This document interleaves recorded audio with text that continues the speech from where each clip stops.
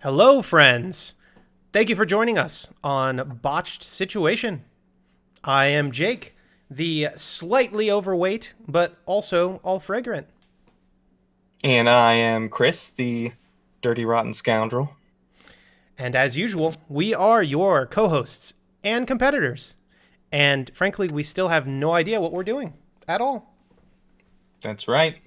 Welcome to Season 0, Episode 5, Miscellaneous, in which we will grapple, quip, deliberate, and otherwise battle it out for the coveted title of Not the Screw Up. Not the screw up. Or maybe not the screw up / not lame. Let's not push it too far. Sure. So, Chris, tell me, how's your week been? It's been a week since last week's podcast. It's been good. It's been a bummer that we weren't able to save the VOD from last week. So, those who were there, you're part of a special club now because no one else is ever going to see that. Once in a lifetime viewing. We just didn't tell you, so you couldn't appreciate it as much.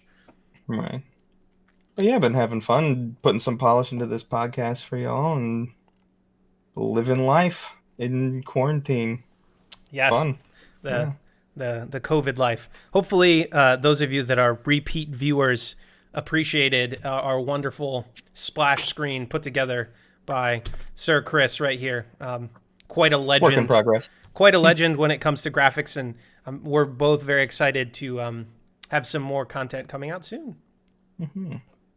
How you been doing, Jake? Same. Super busy with life, and as I mentioned in the intro, I need to lose some weight. Don't just we all? Just not that I was a super active person before, other than drums, but now I'm just extra not active with COVID times, and I still like food, unfortunately. So, As Rachel would say, we won't put on the COVID-19. So yes, very good. gotta lose that. Speaking of Rachel, she said the beginning music was epic, guys. Glad you liked it. Yeah, it was. Those are Jake originals. Yes. Some of the one of those goes back literal decade. I'm sure you can guess. Best one. But yes, those are all originals. All right, well, I am ready to have some fun if you are. I'm always to have fun, especially when I'm mocking myself. So this is Botched Situation. This is how it works. We're going to do a few little minigame type segments, compete against each other. Each round will score 1 point, and at the end of the podcast, we will declare a winner, aka the non-screw up. And it's worth noting that we do sometimes have ties at the end, in which, if that happens, we have tiebreakers that will take place. So there will be a winner to every podcast. Also, I think it's worth mentioning, Chris is season 0 winning right now. He is won last week, so he's up 1-0 for the season. I did win the last episode. You did. You have to take our word for it. So, or not. If y'all are ready to start, we'll start off this episode with our first segment, Quizzard's First Rule. Yes. We'll start off with some more trivia. Excellent. We've got our random trivia generator up. We are going to do 3 rounds, probably 3 rounds of 5 questions each. We're rocking general knowledge trivia today, keeping it simple. So play along, have fun. You ready for your questions, Jake? Yes, I will say, only other thing that changed in this segment from last week is, if you watched last week, we failed miserably, and we expect to fail miserably again. So we're going to give a little bit more leniency, and kind of, if we feel like the other person has absolutely no idea, try to give some sort of hint. But otherwise, please play along and tell us how you score. Hints to half the point total for that question. Yes. Worth a half point, yeah. Rachel, thank you for the wonderful compliment in the channel. We try to be creative, but you are the attractive one, Rachel. So thank you for keeping us grounded. So, first question. What do you get, sir, when you add fresh fruit to red wine? This is your area of expertise, right? Fresh fruit to red wine. I mean, wine is Mhm. fruit. So, I mean, does it imply that you're mushing it, or is it just like, here's some wine, I'm going to dump a kiwi in it? Yeah, pretty much that. Okay, You're punch. floating fresh fruit. Good guess, but no, that is what sangria is. Ah, I didn't Yeah. know that. Mhm. J times 2/JJ. That is not the correct answer. As much as you want it to be, that is not quite the correct answer. Nope. All right, number 2. I'm ready. All right. What language was left unpunctuated until the modern age? Um, Unpunctuated. Mm-hmm. I don't know. Scandinavian. That's not That really is a not language. correct. No, I mean they probably speak some language, but nope. No It's idea. Japanese. Oh, really? I I li- Apparently. I don't expect you to believe me, but the first thing I thought was, oh, it's got to be Japanese. But then I was like, I feel like they would have done that. Okay, I don't know. I'm taking random trivia generator's word for it. fair. Yeah, if any of these are incorrect, blame the site, not us. Obviously, we don't know any of these questions. What what model was married to musician Tommy Lee? It's like asking me an actress or actor question. Hmm. Okay, I want to either ask the audience or I would like a hint. Because all I can think of when I hear Tommy Lee, he's the guy who played in Men in Black, right? That's Tommy Lee Jones. That's Tommy Lee Jones. Okay, so this is a different person? Because all This I is a wanted different to person. say, when you asked the question, I just wanted to say Will Smith. So Oh I man. don't even know who the original Tommy Lee is then. Uh, So you know what? Skip the hint. I have no freaking clue. Who's a famous Anyone in the female? chat know? Hmm. Hmm. No one Um, wants to help you out. the Queen of England. Final answer. Uh, no. Surprisingly enough, Pamela Anderson. Okay. Yeah. Okay. Rachel was thinking MIB. Here comes the man in black. Yeah. All right. Question 4. Saint Vitus's dance is what? I, Saint Vitus's or Venus's? yes. Saint Vitus. Vitus. Okay, I'm gonna take a hint. VITY. I have no clue. Oh. Whoop. I clicked the wrong button there. Um. Your. You know what? I'll give you the hint. It is a medical condition. If you can tell me what part of the body it affects, then I'll give it to you. I want to say something really bad. Really bad. Mom and Dad, if you're listening, cover your ears. I wanted to say autism, but that's not appropriate at all. Okay, so what part of the body? Mm-hmm.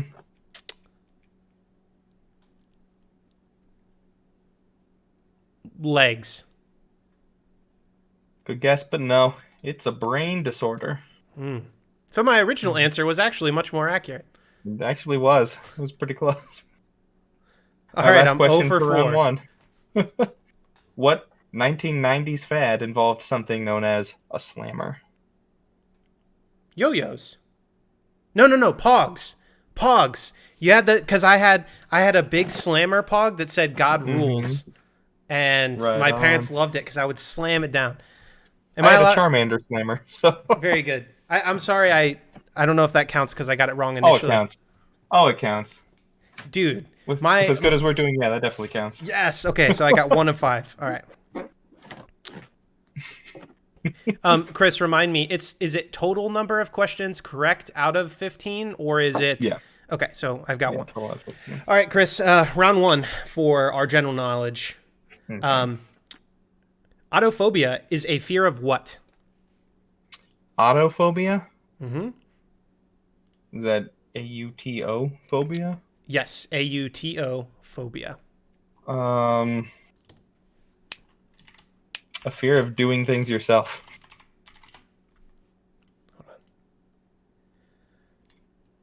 Not quite. I'll give you No, one more okay. chance. A fear of using your hands. No. Okay. Okay. So the correct answer is being alone. Being alone. Okay. So you were like kind of there. All right. Auto, self. Yeah, okay. Question number 2. What is the name of the Tokyo Stock Market Index? Um, you know, hint. Give me a hint. Okay, this is going to be really random. And I Okay. think I'm enunciating this correctly just because I work with some people in Japan. hmm A Sword of Truth character has a name that sounds similar to this. And it's a female. Okay. And not a main character. Well, I mean, sort of, but like a side main character. Is it one of the? Oh, I don't know any of their names. Is the Tokyo Stock Exchange called Red Leather Punishment Woman? What is her? Kara? Kara? No, good guess. I think I'm saying this right. I think it's Nikki. Nikkei. I think I'm obviously enunciating it like an American, but That looks like it's it's like spelled Nikki. Yeah. Yeah. Okay. Okay. Didn't know. Question number 3. In ancient times, what material were the first musical instruments made of? Easy. Um,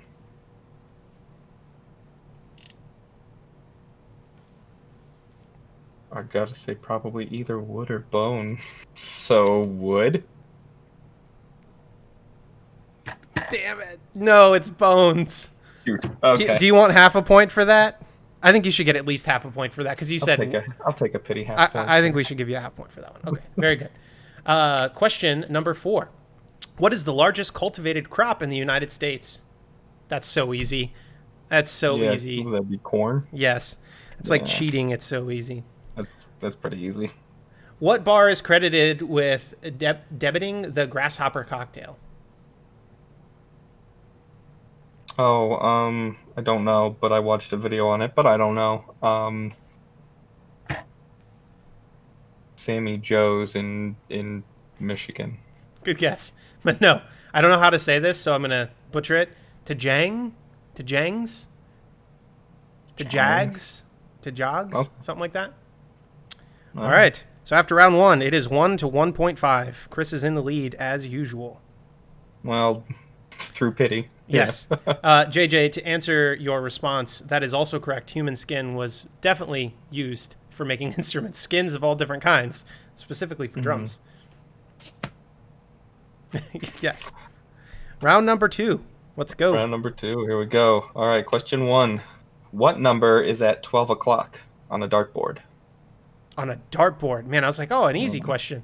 What number is 12? I think it's either 6 or 9. It's been a long time since I played darts.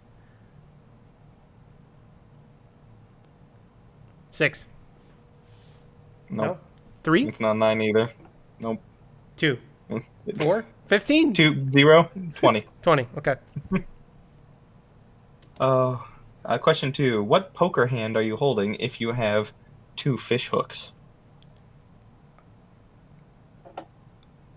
A royal flush. I have no idea. I didn't get it until I thought about it. A pair of jacks. Oh! To the J. Yeah, I get it. Okay. Okay. Okay. Question 3. What part of a wine bottle is the punt? The cork? Because I'm thinking football, you punt a football, which means it goes flying, you take the cork off. I don't know. Nope. The punt is the indent in the base. Okay. I don't know why, but I always thought that's because it looks like someone kicked it. Number 4. What is the Christmas carol, O Christmas Tree, known as in German? What is the Christmas tree, you said? What is the Christmas carol, O Christmas Tree, known as in German? You don't know this one? I mean, should Do you I? want a hint? Yes. What? What's a good hint? It's known as JJ suggested, oh, oh, Blitzkrieg tree. it's known as dark skin explosive. Dark skin explosive? Yeah, What? Oh, black dynamite? I love it. No. I feel like this Oh, is obvious and I don't know. it's Tenenbaum. Oh, I would not have known that. Would not have known that. I'm sorry. All right, last question for round 2. What toy was created 20 years before it hit public shelves?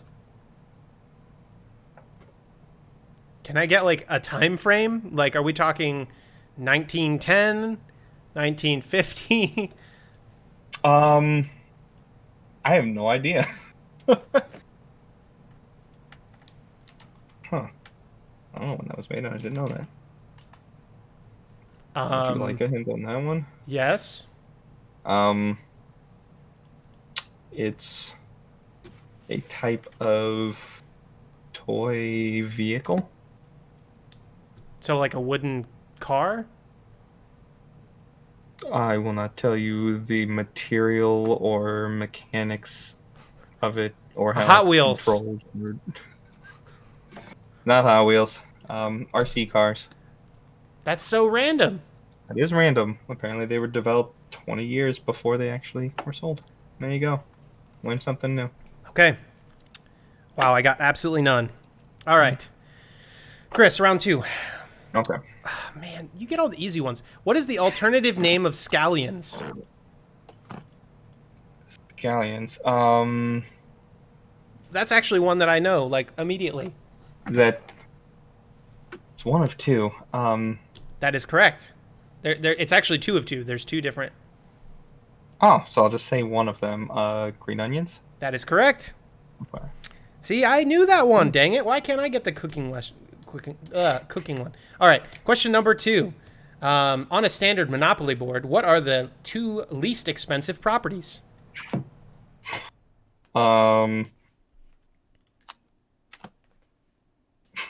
The only ones I remember are Park Place and Boardwalk, and I think those are the most expensive. Those are literally the most expensive. So I don't know. Okay. The answer is Mediterranean and Baltic. I think those are the purple ones. Baltic sounds familiar. Yeah. Okay. Okay. Question number 3. What drink is sometimes called La Fille Verte? I think I'm saying that right. Verte? V-E-R-T.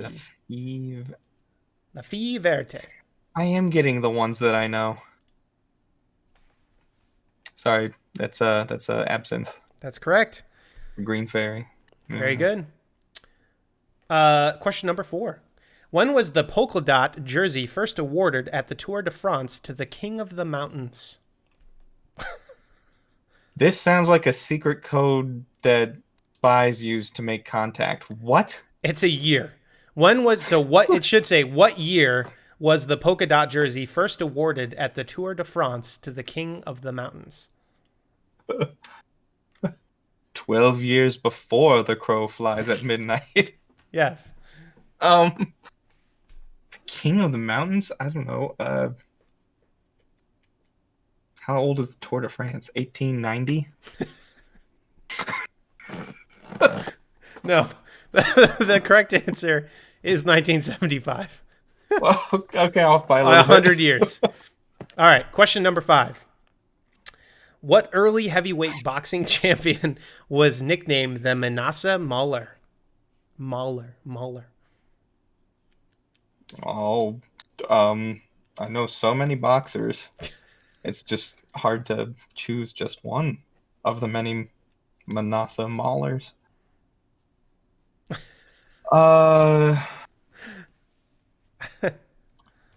Let's say Steel Jaw Eddie. That sounds very similar, but not quite. Jack Dempsey. I feel like I've heard that name before, probably. All right, going into our final round here. It is 1 to 3.5. I am getting destroyed per usual. We will see how this goes. Luck of the draw, man. Actually, it's quite a few. Well, don't say that because then I'm going to get them wrong. I won't say anything. No one Make any judgments. No judgment. Question 1. What do you call the center of a target? Bullseye? Yes, it was not a trick question. Okay. Good. Holy Like, crap. it's not like reticle or something, right? Yeah, exactly. Okay. Aim Question down 2. sight, ADS. Who is associated with the address 221B Baker Street, London? Isn't that a song? No, that's like Parkway or something like that.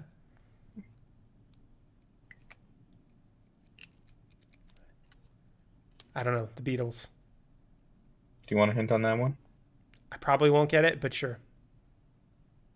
The game is afoot. The game is afoot. Hmm. All that registers in my brain is the word foot, which makes me think of Bigfoot or Sasquatch. So that's my final answer. Didn't you know Bigfoot lives in London? Yeah, come on. Uh, That's why we never that find is. him in America. That's Sherlock Holmes. Oh, okay, Yeah. got it. Um, which German firm produced the World War II plane known as the Condor? German firm? Mm-hmm. Oh, I don't know. It was an airplane. You said right? yes. The World Aero War II plane. Schlossensteins. Oh, Oh. see, if you had just said the Schlossensteins, you'd be Rhine and wrong. Schlossenstein O'Hara is the name of the firm. Rhine and Schlossenstein O'Hara. That's my answer. Yeah, well, surprising as it is, that's not right. Okay, hit It me. could be called Focke Wolf. So, So I was along the same. Okay, got you. Vakhoff. uh, what year did Volkswagen introduce the Golf GTI? I should know this from watching Top Gear, but I don't. Oh, really? Okay. Would you Um, would you like a clue for this one? sure. It is. Let me say. It is 1 year off from the year that they gave a polka dot jersey to the King of the Mountains. 1976. Yes. Okay, I'll take a half point for that one. Oh. And number 5. What position did Football Hall of Famer Dick Butkus play with the Chicago Bears?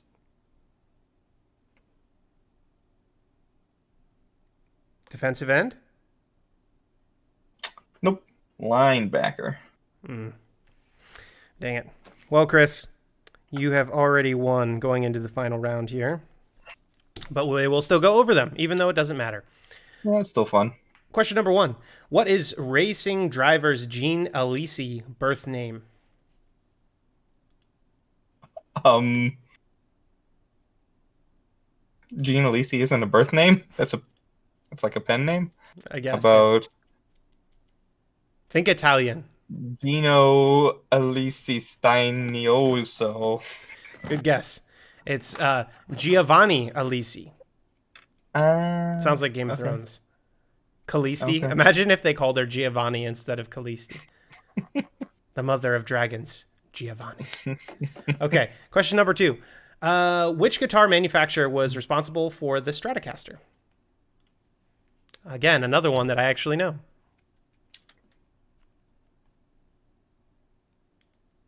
You'd think after all the years of exposure to guitarists, I would have absorbed some information about guitars. If Brian is here, he is getting very angry at you I'm for not sure knowing. he is. And sure Tyler he is probably raging. I don't even want to venture a guess because I'm going to sound like an idiot. Do you want a hint? Uh, sure. The guitar manufacturer that has a name similar to arguably the most famous cartoon character in wow, now the name of the show is failing me. Oh, there's like 2 really famous cartoon shows, Family Guy and what's the other one? The Simpsons? No, not Samson's. The No. other one that everyone loves. Has the one-eyed lady.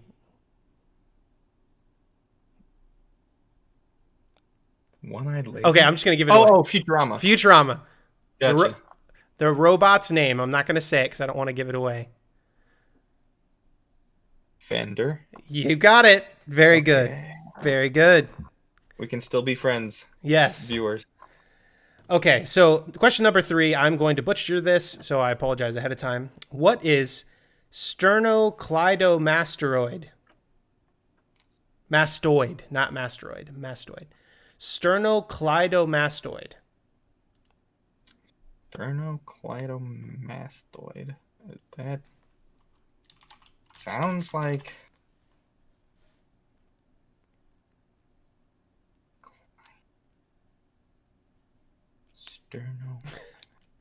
Sternocleidomastoid. a shark bite on your torso. Good guess. The correct answer is a muscle. Oh, okay. Okay, question number 4. How many children, oh, you should know this, did Noah have? Can I get all the Bible quizzers out there to help Chris? How many children did Noah have? My father, if you are listening, you should know this. You should text me if you know this or not. How many children did Noah have? See, now everyone else I know is going to hate me. Okay. Honestly, I don't think I could have named this. I could have ballparked it, but I don't know that I would have got it quite right. Ballpark sounds like a big number. Rachel, good guess, but incorrect.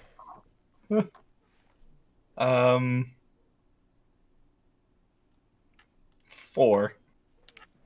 Good guess, not quite. The answer is 3. I thought it was 3, and then I thought he had another one later, but I must be thinking of someone else. Okay. Right. Okay, question number 5. Final question for segment number 1. What can you sit on that has a pummel, cantle, and flap? A saddle? That's right. I would not have known that. All right, Chris, let's go ahead and rub it in here for me. You ended up with 5 points. I had 2.5. Grand victor. Chris takes segment number 1. Yay. In the future, there'll be like a lightning bolt that comes in and really rubs it in. Yes. Electrically. Good guess, J times 2. It was not 2, but actually 3. Okay. I think we covered just about every number on the spectrum there, guess-wise.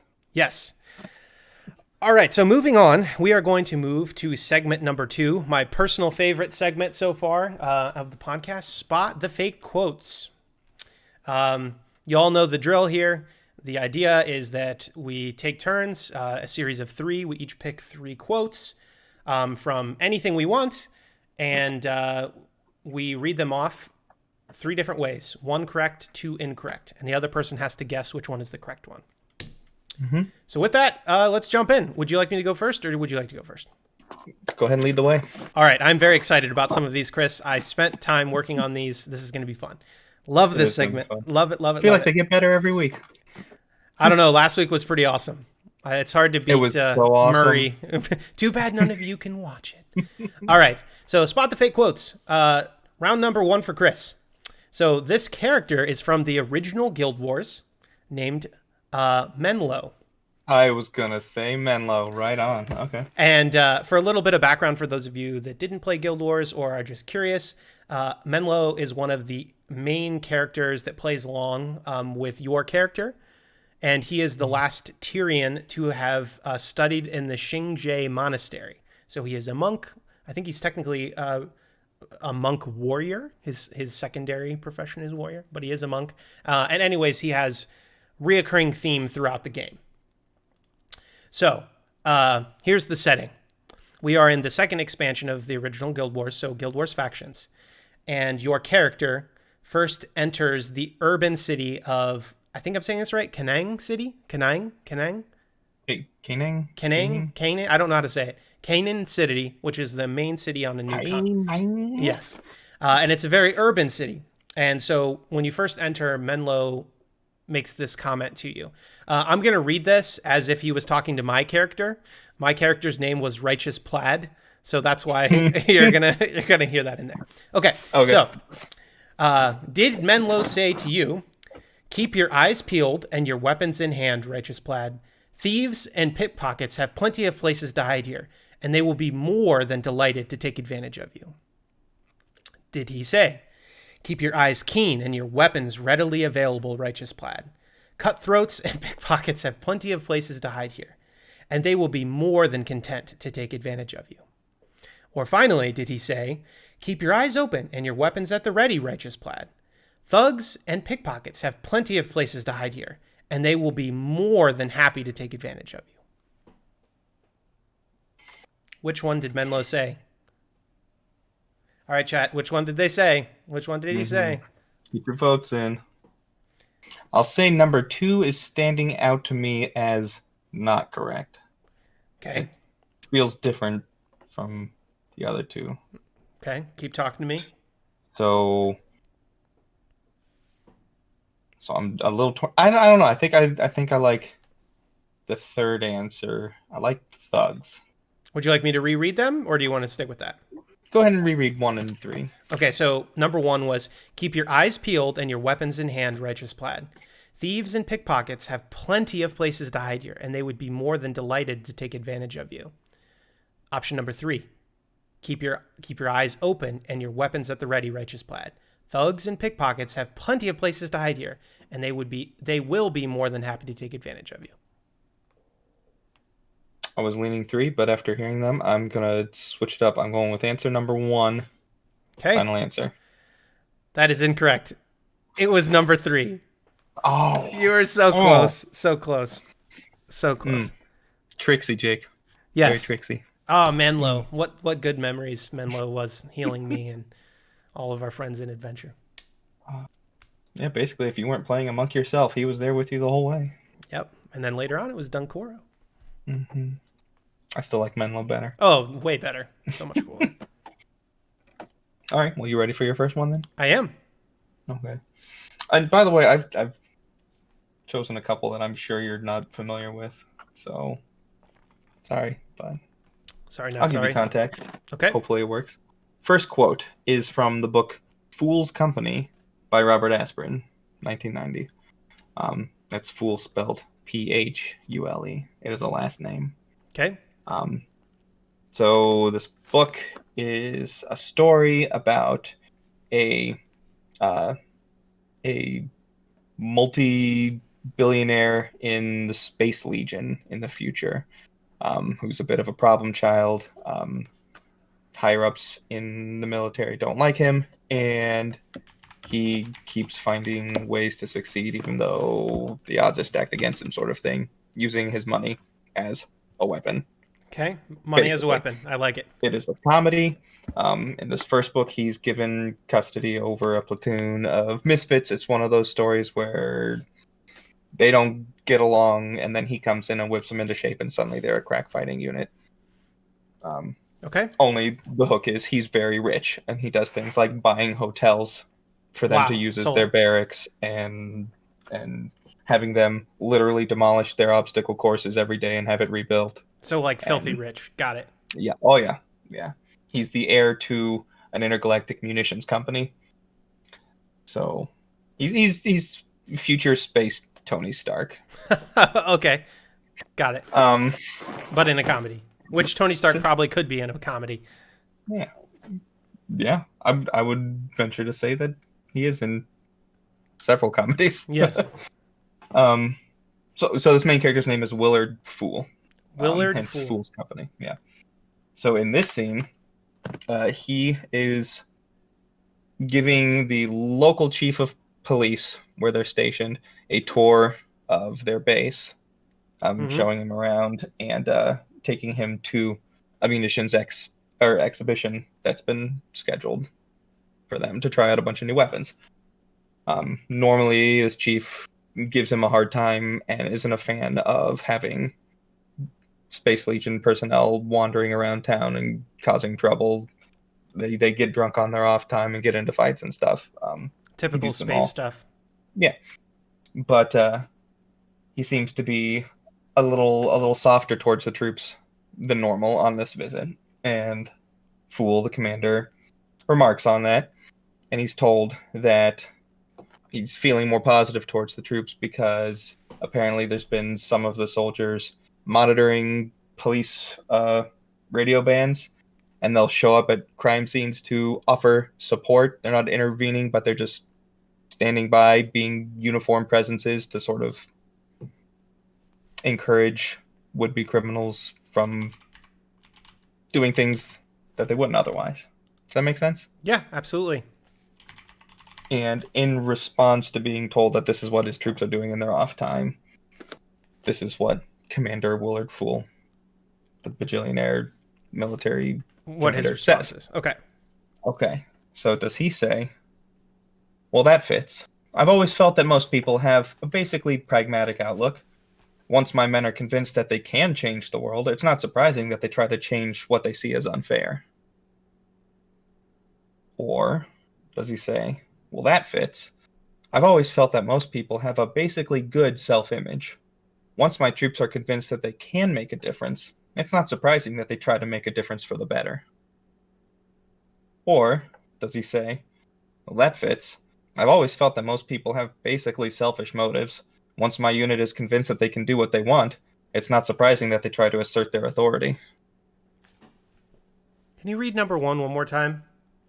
Yes, that fits. I've always felt that most people have a basically pragmatic outlook. Once my men are convinced that they can change the world, it's not surprising that they try to change what they see as unfair. All right, so number two, for some reason, sounded weird. I'm not familiar with this author's writing, but some of it didn't, which probably means it's right, but I'm going to go with my gut and not pick that one. 1 and 3 sounded better. I didn't quite like the authoritative approach either, so I'm going to go with 1. Final answer. All right, the pragmatic outlook, change what they see as unfair. I think so. Yeah, that is not correct. Dang it. You should have defied your gut. It was number 2. I knew it. I Well, thank you. I'll take that as a compliment. I called that so hardcore. Dang it. Yeah. Okay. I know it's a little unfair doing stuff you're not familiar with, but hey, that's spot the fake quote. Yes, it is. Okay, so it's 0-0 in segment 2. Spot the fake quotes. Right on. All right, round number 2. J times 2. If you don't know this one, next time I see you, I'm going to slap you. That's all I'm going to preface this with. And it's not going to be on the face. All right, so this quote is from the legendary original Half-Life, 1998. And this is the very, very beginning of the game. Super, super famous, long, drawn-out intro where you are on the Black Mesa transit system. And sorry, I'm laughing at JJ. Great, I better get it wrong on purpose. He just wants a nice slapping. Yeah, say that just to cover yourself. Yes. This is the Black Mesa transit system talking to you while you are on this train. And as many of you know, it's like a 15-minute intro. So, Chris, what did the Black Mesa transit system say? And this is a little bit of a longer quote, so bear with me. Greetings and welcome to the Black Mesa transit system. This automatic train is provided for the security and accessibility of the Black Mesa Research Facility personnel. The time is 11:47 a.m. Current topside temperature is 93 degrees with an estimated high of 110. The Black Mesa compound is maintained at a pleasant 70 degrees at all times. Option number 2. Hello and welcome to the Black Mesa transit system. This computerized train is provided for the security and benefit of the Black Mesa Research Facility personnel. The time is 1:47 p.m. Current topside temperature is 93 degrees, with an estimated high of 103. The Black Mesa compound is maintained at a pleasant 72 degrees at all times. Option number 3. Good morning, and welcome to the Black Mesa transit system. This automated train is provided for the security and convenience of the Black Mesa Research Facility personnel. The time is 8:47 a.m. Current topside temperature is 93 degrees, with an estimated high of 105. The Black Mesa compound is maintained at a pleasant 68 degrees at all times. I know there was a lot to those, so if you want any repeats, please let me know. I think I've got it. Okay? And you're allowed to burn me if I do get it wrong. I couldn't. I mean, I just like saying that I couldn't have got it right. Yeah. I mean, to be honest, usually when I started the game, I would mute it and watch something else while I waited for the intro to pass. Now that is worthy of stoning. Yeah. After the first couple times I played through. Okay. I was going to say, I think the rest of us were jumping around trying to jump on the train seats and get out of the train. Mm-hmm. They all sound pretty similar. Honestly, for some reason, I feel like I remember the time of arrival being weirdly late in the day. And I want to say it's option 2 because you mentioned 1:47 p.m. and that's probably wrong. But I also like the beginning, the computerized train for the security and convenience. Security and benefits of a person. Of the Black Mesa Research. I very well might be wrong. But that's my gut feeling. I'm gonna go with number 2. Okay, good guess. That is incorrect. The correct answer was number 3. So 8:47 a.m. You know, all right. That would I actually late. It was the earliest one. Okay. Right. I actually it's funny that you say that though, because I feel like in the context of the game, by the time you get to the surface, it's like afternoon or almost late evening. So when I first read over this, I actually had the same thought. Like when I played, I always thought it was later in the evening. So when I heard it as 8:47 a.m., I was like, seems oddly early. So anyways, good guess. There we go. JJ got it right. You are not receiving a slapping. This time. All right, well, quote number 2 for you. Are you familiar with Fern Gully, The Last Rainforest? No? Nope. Okay. Good movie. Good movie from 1990-something. It's from the 90s. Very eco-friendly message, preservation of the rainforest. It's about a tribe of fairies and animals and stuff that live in the rainforest, and then man comes in to destroy the trees. So it's Avatar. Yeah. Absolutely Avatar. Like people compare Avatar to Less Than the Mohicans, but no, Avatar is Fern Gully. Got it. Okay. 100%. And as the humans come in, they're cutting down trees, and one of the trees they cut down is a mystical old magical tree, sealing the spirit of this evil demon that thrives on pollution and death, named Hexus, who's like a black smoke monster, voiced by Tim Curry.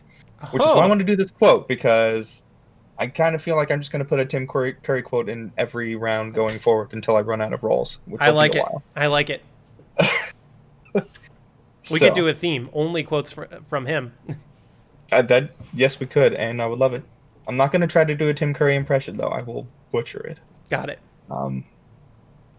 But anyways, so this quote is actually lyrics to a song that he sings. Hexus, the evil pollution demon, is infiltrating the Leveler, which is a giant machine used to level the forest, cut down trees. This really is Avatar. Holy cow. It really is, yeah. And he's inside the machine, finding all the sources of pollution, gaining strength, and singing a very... This podcast is marked as mature. This is a kid's movie, but it's a pretty sexual song because he really likes pollution. Got it. And these lyrics are technically from the extended edition of the song. Got it. Okay, I'm ready. Not that it matters because you haven't seen the movie. Right. So I'll read you your lines here. So does he sing, "I feel good, a special kind of happy, Flowers and trees are frankly a little sappy. I think I'll cover them with nasty toxic sludge. Pour me some runoff with a sweet pollution touch. Or, does he say, I feel good, a special kind of cheery. Flowers and trees have good reason to fear me. I think I'll coat them all with burning acid rain. Pour me an oil spill, sight of suffering and pain. Wow, that is hardcore. Or, does he say, I feel good, a special kind of horny. Flowers and trees depress and frankly bore me. I think I'll spew them all with cyanide saliva. Pour me a puke cocktail and take me to the driver. Wow, those are all very convincing. So if you wrote those as originals, holy cow, whatever. I had fun doing these. Yeah. The last one you said puke something? Yeah, pour me a puke cocktail and take me to the driver. I honestly have absolutely no idea. They all sound very convincing. So kudos to you. The second one was really hardcore. My gut is telling me it's not the third one, which means it probably is the third one. But I kind of like the second one, so I'm gonna go for the second one. The really hardcore side of suffering and pain. Yes. Well, maybe you should start ignoring your gut, Jake. It was the third one. Oh, so I need to start actually doing what the gut is saying. Okay. Yeah. Dang it. So we're both 0 for 2. For 2. All right. What do we do if neither one of us gets anything right? Just no point. Tiebreaker. I would say just no point. See what happens. Okay, so last quote for Spot the Fake Quotes segment. This one is a little bit difficult to say, so I apologize ahead of time. This is a SpongeBob quote. Okay. As you know, I'm a big fan. Yes, I'm old, but I do like SpongeBob. This is if it's anything after like season 5, I will probably not know it. No, it's from before that. Okay. This is the episode called The Secret Box. And the context is SpongeBob and Patrick. Basically, Patrick has a box that he's pretending he has this big secret in. And he doesn't want to show it to SpongeBob. And SpongeBob's trying to convince him to show him what's in the box. So, context again, SpongeBob talking to Patrick, trying to convince him to show him his secret. So, what did SpongeBob say? Well, it's not a secret that the best thing about a secret is secretly telling someone your secret, thereby secretly adding another secret to their secret collection of secrets secretly. Option 2. Well, it is a secret that the secretest thing about a secret is secretly telling someone your secret, thereby secretly adding another secret to their super secret collection of secrets secretly. Or option number 3. Well, it's clearly not a secret that the most secret thing about a secret is secretly telling someone your secret, thereby secretly adding another secret to their classified secret collection of secrets secretly. Would you like a repeat? And yes, one of those is real. All of them, double speed. Let's hear it. Okay. Okay, option number 1. Well, it's not a secret that the best thing about a secret is secretly telling someone your secret, thereby secretly adding another secret to the secret collection of secrets secretly. Option number 2. Well, it is a secret that the secretest thing about a secret is secretly telling someone your secret, thereby secretly adding another secret to their super secret collection of secrets secretly. Option number 3. Well, it's clearly not a secret that the most secret thing about a secret is secretly telling someone your secret, thereby secretly adding another secret to their classified secret collection of secrets secretly. Okay, if neither one of us gets any point, you win. Yeah. Oh man. Oh, geez. This one is impossible. I mean, it's impossible. It's just luck. Yeah. Mm. Did any of them sound nice? Anything pulling you in any sort of direction? The only thing pulling me is number 2 saying it is a secret that etc. I don't think it's that one. Okay. So I'm just gonna go with number 1 because there's no. I can't deliberate this. It's number 1. That is correct. Woo! Very good. Very good. All right. Yay. Oh my god. Okay, so now I have to guess one right. Yep, you got to guess one right. Very good, Chris. Okay. Well, this one is maybe ambitious of me. So if there's any Mitch Hedberg fans out there, don't hate me. Love the guy. Love his comedy. This is a Mitch Hedberg quote. He is a stand-up comedian who unfortunately passed in 2005, but he is known for his deadpan delivery and one-liner after one-liner after one-liner with very little connecting thought, if that makes any sense. So kind of random-ish. Yep. It's a lot of dad humor and a Oh. lot of stoner humor. Think stoner dad. Got it. So all my friends. So yeah, don't hate me if you're a Mitch Hedberg fan. I didn't rewrite jokes because I think I can do any better. I rewrote them because that's the game. Did he say, "You know, I'm sick of following my dreams, man. I'm just gonna ask where they're going and hook up with them later"? Or did he say, "You know, I'm sick of pursuing my goals, man. I'm just gonna hire a bounty hunter to hunt them down for me"? That sounded southern. He's not southern. Or did he say, "You know, I'm sick of chasing my ambitions, man. I'm just gonna wait and see if they circle around the block, jump out and go boo"? Option number 3, final answer. It's not. It was the first one. God. Yep. Sick of following my dreams, man. All right. Chris won. Segment number 2, spot the fake quote. He is now leading At 2-0. At one point. I still feel like you're the true winner of that round. That was impressive. Well, I guess that brings us to our third segment, which is Name the Game. Name the game. Name the game.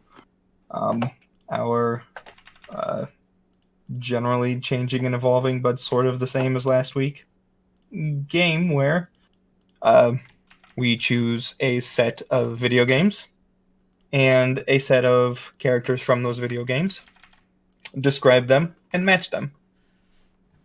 There is no rule stating that we have to have a character from each game. They can be all from one. They can be spread out evenly, however the asker chooses to divide them.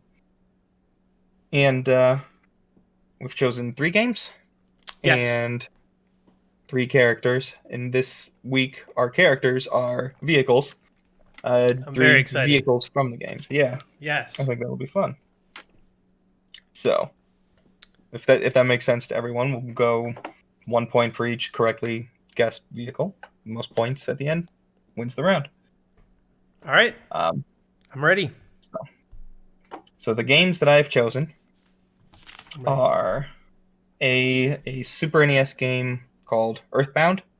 Oh, that game is super famous. It's got a pretty cult following, yeah. It's a RPG with a very simplistic and kind of charming art style, where you play as a young boy named Ness, going on an adventure with 3 of his friends. Most of them have psychic powers. You fight weird enemies, people who have gone out of their minds, inanimate objects that have come to life, weird hybrid animals and things. So and you're fantastical, basically. Oh, very, very weird and out there.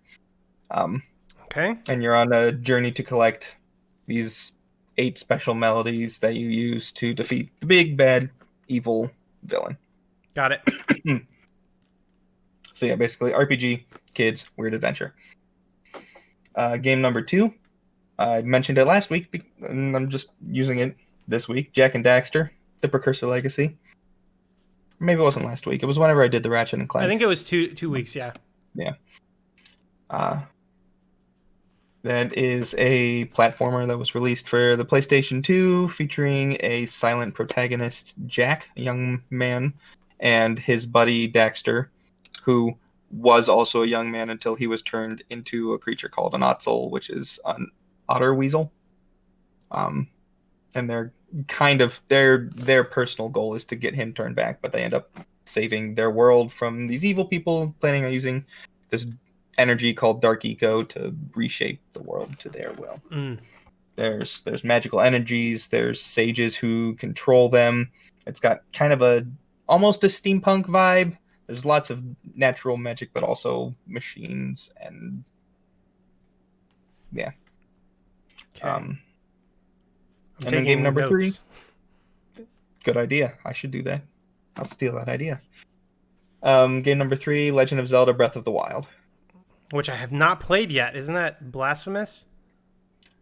I wouldn't call it blasphemous, but I would call it something that should definitely be on your to-do list. I'll send you the Valve Index if you send me the Switch. Yeah, I'll trade you. You can have my Switch for sure.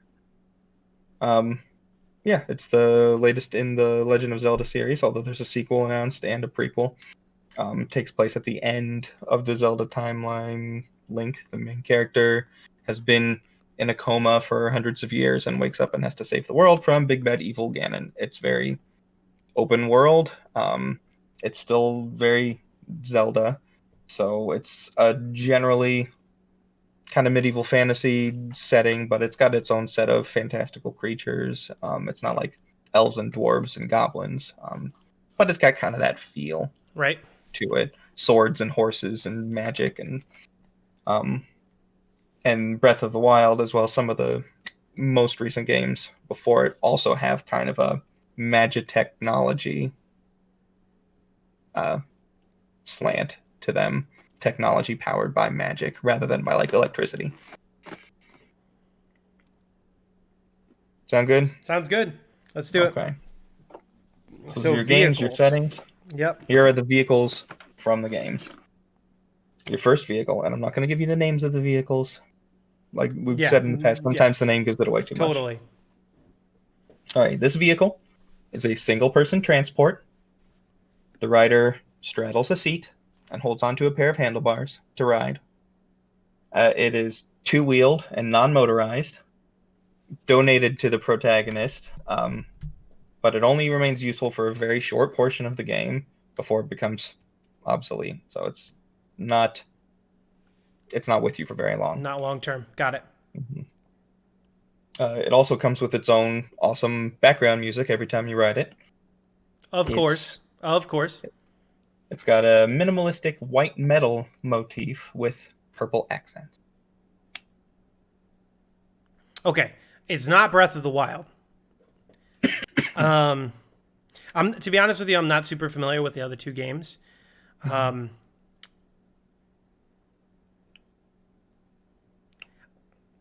torn between Jak and Daxter and Earthbound. I want to say Jak and Daxter. That's where I'm going. Is that your final answer? It is. It's not Jak and Daxter. It is Earthbound. Every single time tonight. It is a bicycle that you ride, but you can only ride it when you're by yourself, and you get it shortly before you meet the second person in your party, so it becomes obsolete. Got it. Okay, another failure. Woo! Hey, it's all right. You got two more chances here. Vehicle number 2. This is a single-person transport. The rider straddles a seat and holds onto a pair of handlebars to use.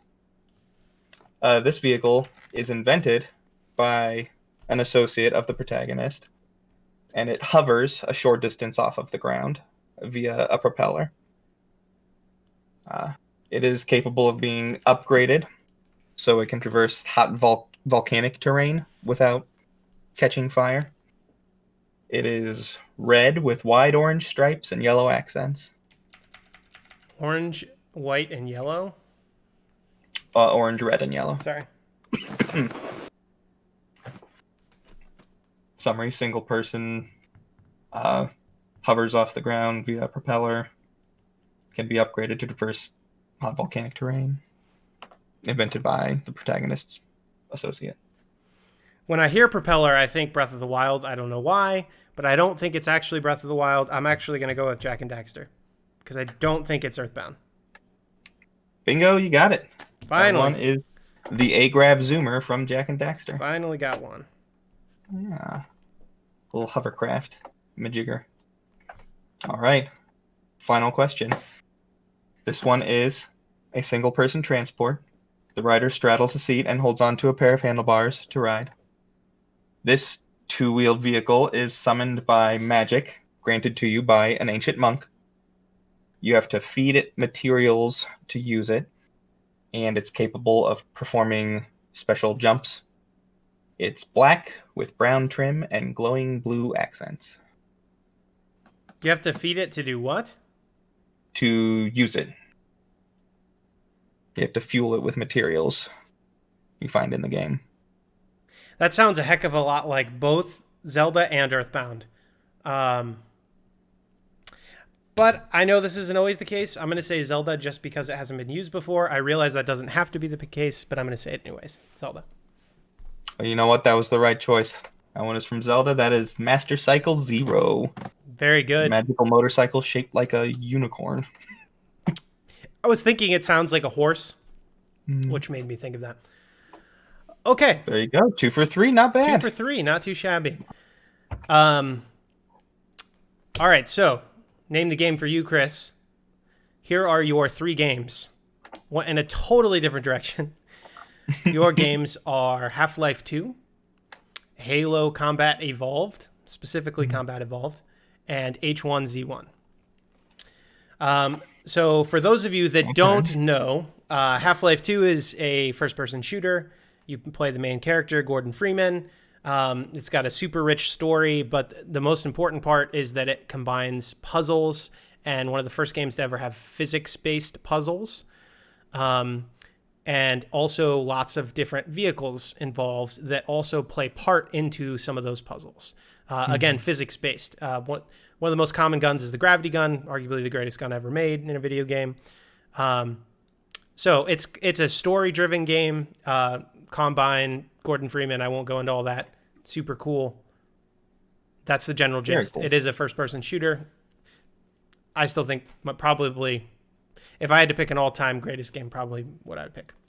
It is up there, and deservedly so, and that's not subjective. It is objectively one of the greatest games. It impacted every other shooter. It's kind of, I don't want to say it's the Lord of the Rings of story-driven FPSs, but that's probably the original Half-Life, but it's something like that.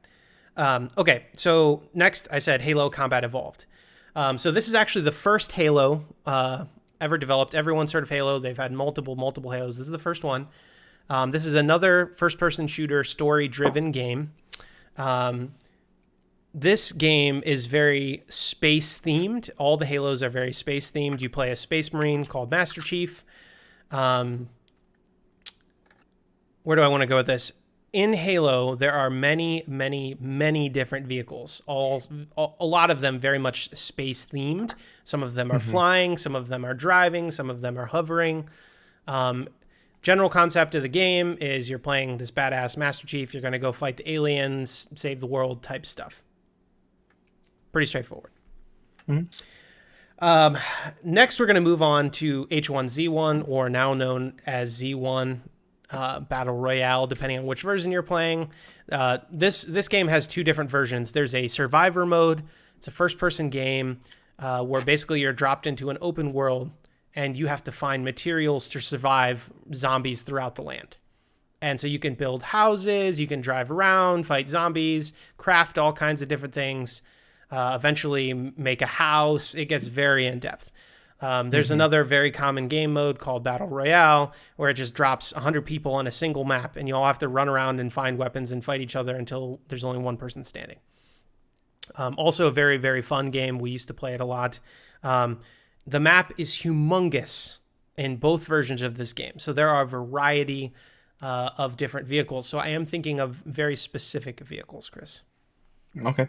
Cool. That's fine. I feel like you have a decent idea of what we're talking about here. I mean, I'm familiar with the games. So, yeah. Let's give it a shot and see if I can figure it out. Okay, so vehicle number 1. This is a 4-wheeled vehicle. It does require a steering wheel. So it could be any of them still. Yes, it comes in the colors black and white. It has a lot of lights. It is very fast, but difficult to maneuver. And it's got pretty decent storage space in comparison to some of the other games.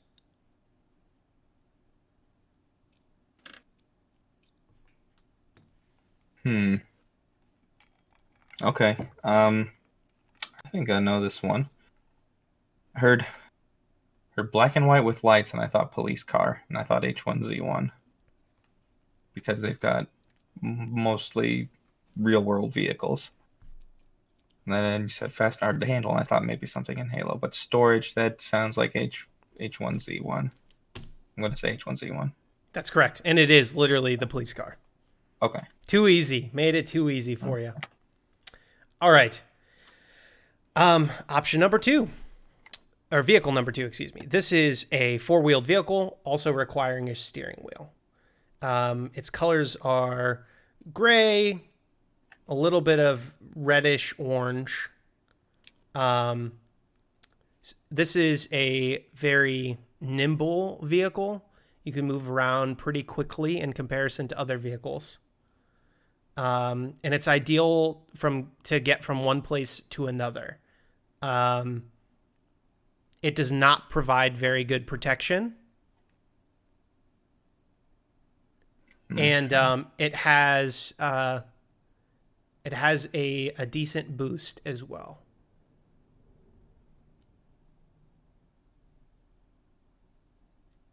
Man. You know what? Okay.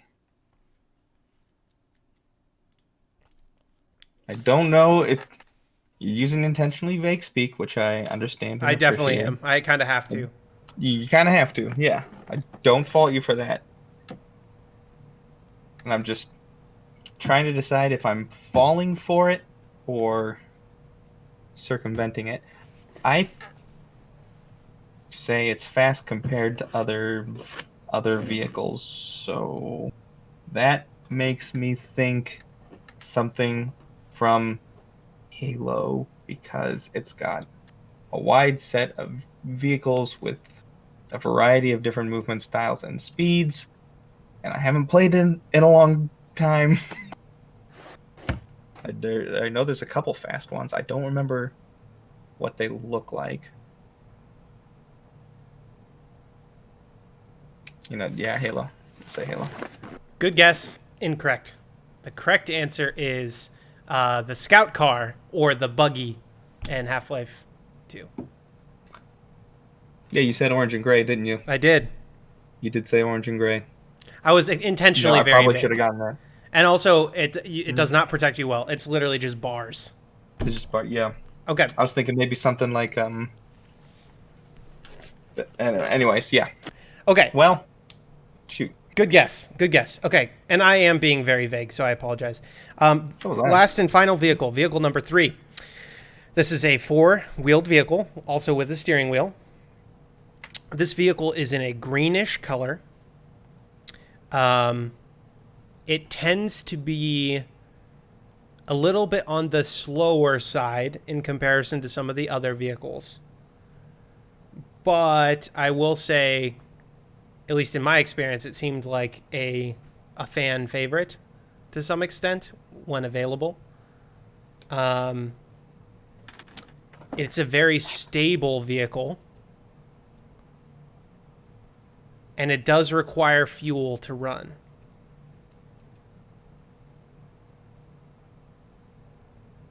Again, a greenish color. Right. I don't think that's Half-Life 2. That doesn't sound like anything from Half-Life 2.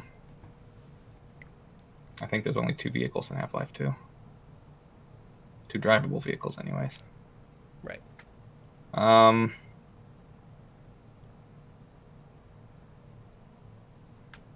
It sounds like a Warthog, maybe, from Halo, but I can't remember a fueling mechanic. But it's definitely a fan favorite, and it's definitely greenish. And I think there might be a pickup truck in H1Z1, but there's a lot of battle royale games with a lot of vehicles Yes, there are. and in a lot of different colors. What do you think?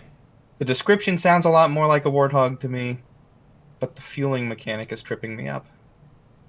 I think fueling is definitely, well, it is a thing in H1Z1. I haven't played that one in forever either. Oh. Anyone in chat want to throw me a lifeline? Lifeline. Chat, please Um, interject. What game is this vehicle from? First person to answer, I'm going with your answer. We're going to be sitting here all night.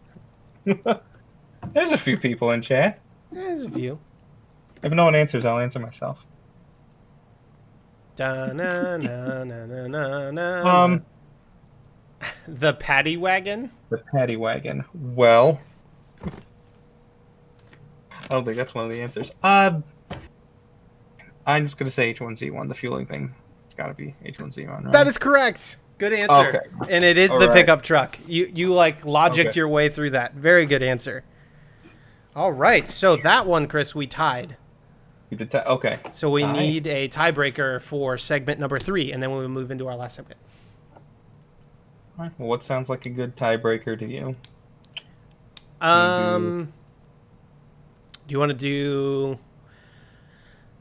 We could do paper scissors rock best of 3. Or you want to do the number 1? What are you thinking?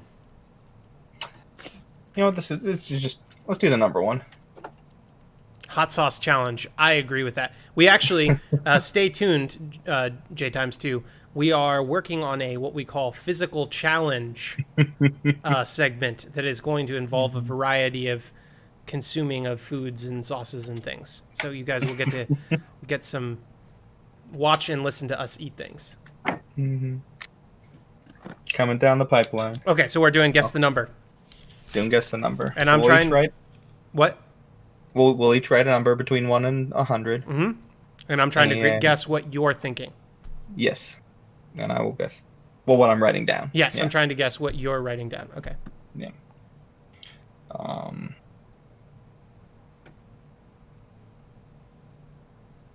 Okay, I got a number. My handwriting is terrible, but it's all right. Make it nice and big and visible here. Okay. I should have done that. All right. Okay, I've got my paper. I'll guess first. Yep. Okay, I'm gonna guess 61. Okay, the answer is, I don't know if you can see that, it's 49. 49, so that's what, 12 off? Yes. Ooh. Okay, and I am going to guess 83. Oh, 38. So you just flipped dang digits. Okay, so you clearly won that one. Chris takes the win in the tiebreaker.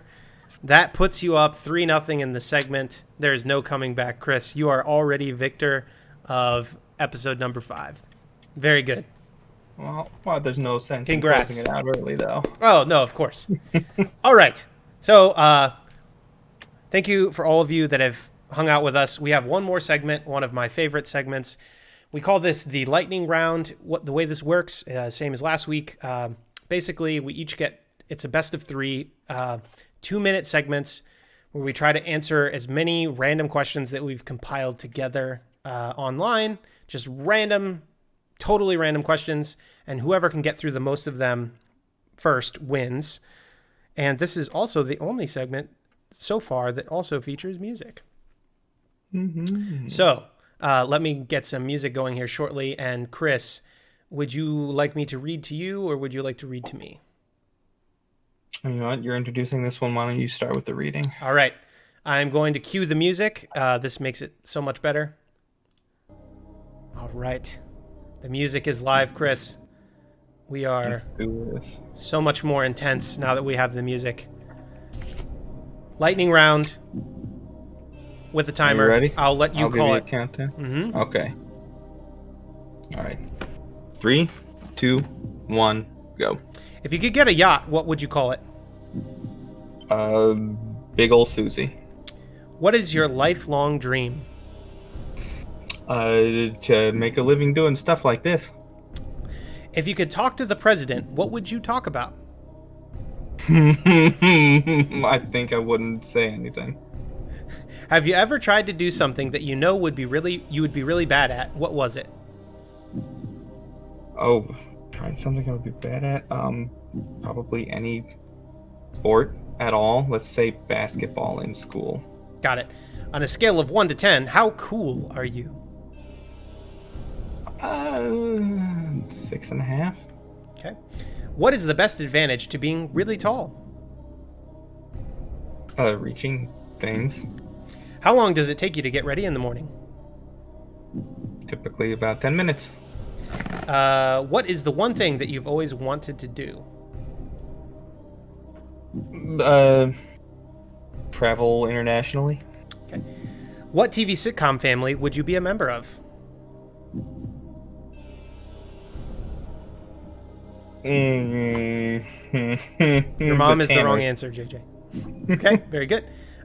What store do you shop at the most? Walmart. What new technology will transform the future? Quantum computing. What supply in your house is running low?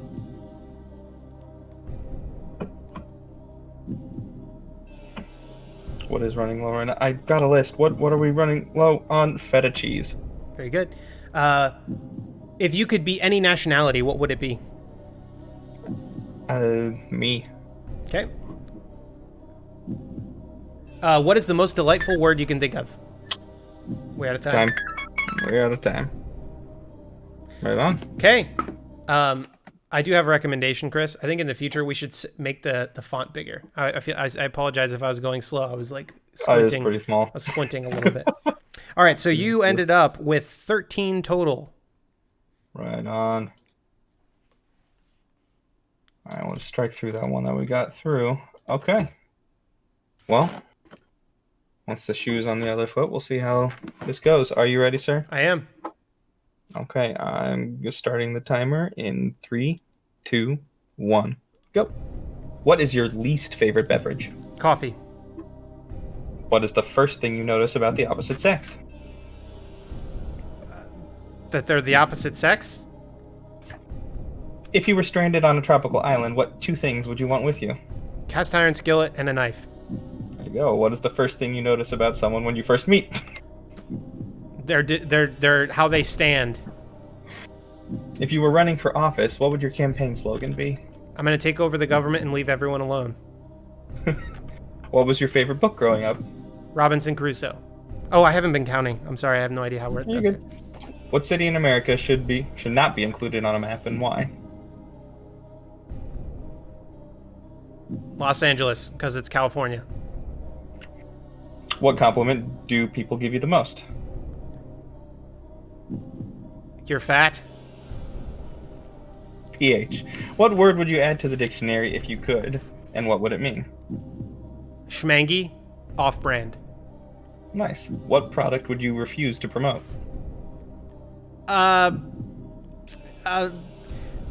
Baby slaying machines. What is your favorite pet's name? Champ. Use one word to describe your computer ability. Omnipotent.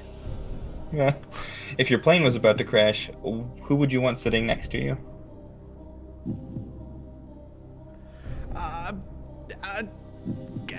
Who do I want sitting next to me? Jesus. Which of the presidents was your favorite?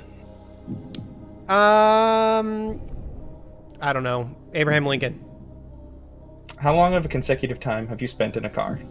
Oh, 24 hours? What's your favorite Halloween costume? I hate Halloween. Didn't get it. Didn't get it. All right. Unless you count Halloween hate as a costume. No, I don't think that should count. Let's see. So that one did not count. So how many was that? 2, 3, 4, 5, 14? 6, 7, 8, 9, 10, 11. I count 15, but either way, Sorry. you took that one. I did. Are we doing 3 rounds of this? Or is it?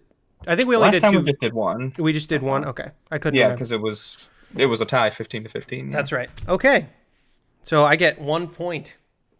I'll take it. Let's call it 1.5 to 2.5 because we did tie. But All right. yeah, all right. All right. So go ahead, Chris. I believe you won segment number 4. I win. So I guess that means that's the end of the podcast. Chris I'm the winner officially this won time. 3-1. Yep. Look at me. I didn't. Well, I mean, I did screw up a lot, but I'm not the screw up. But we are miscellaneous. We are miscellaneous. Wow. Just an assortment of not cool. Yes, not lame. We try to be not lame. I'm going to pitch. We've pitched this many times before. We'd appreciate if any of you who sat through this, unfortunately, if you guys could fill out our survey. We would greatly appreciate it. If you want to spam the chat for me, that'd be great. Mr. C. Watson, thank you. This is our survey. Please fill it out. Tell us what you think. Any of your segment ideas, what you hated, what you didn't hate, what was good, what was bad, how attractive I am not, how attractive Chris is, all those things. We really appreciate it. Got anything else you'd like to add to that, sir? You know what? I don't think so. I've had a blast. Hopefully you all have had a blast as well, or at least didn't hate it. I mean, you're still here, right? Yeah. Are you still here? Well, we remember that word I was talking about? We can describe ourselves as schmangy podcast. We're off-brand podcast. Yeah. So if you like schmangy, if you like cheap and acceptable, yeah, here it is. Awesome. Well, thank you for joining us, everyone. Thank you very much. We do not have an outro slide, so I apologize. We're going back to our intro slide for the ending, but that will be updated in the future. All right. Thank you, everyone. See you, Chris. See y'all.